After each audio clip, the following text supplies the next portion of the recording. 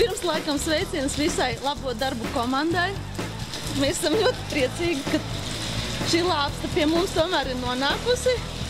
Mēs esam piedalījušies arī labo darbu konkursā pagājušajā gadā gan un arī izcīnījām finansējumu. Tā kā mēs sekojam līdzi visam, kas notiek labajos darbos. Mēs bijām īpaši gatavojušies, bet gan varētu teikt tā, ka mēs gaidījām no rīta šo lāpstu un braucām jau uz mājām. Tā kā domājām, ka laikam jau kāds ir atradis.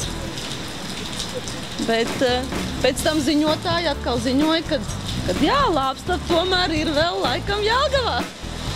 Tātad jūs paši neesat no Jelgavas, ja? Nē, mēs esam no Lielbēras pagasta. Speciāli braucāt pēc lāpstas Jelgavas? Jā. Tas ir to vērts. Jūs to lāpstu samācāt praktiski 30 sekundžu laikā pat ātrāk. Kāds bija tas viss ziņotāja process? Kā jūs sagatavojāties tik labi? Meitenes pie datora, viņā galā. Mēs šeit pat mašīnās. Mēs paši redzēju, ka mēs tu visu laiku nestājāmies. Mobīlie somā, tā kā es domāju, šajā tehnikas laikmetā nekas nav neiespējams. Tātad Jelgava ir diezgan liela pilsēta Latvijā.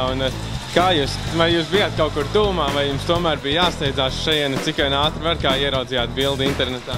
Bijām tūmā. Ja godīgi, mēs braucām pat īstenībā uz dzelzceļa staciju skatīties, bet es teicu, apstājies pie šitā parka, varbūt parkā būs. Un tad mēs pagriežam galvas uz otru pusi un jūs tur esat, tā kā bija tā kā nejauši ieraudzījām. Mēs noteikti uztaisīsim kādu kopīgu tūsiņu. Pēc laba padarīt darbu, kas mums tikko bija, bērnu nometnītes Stropīčs.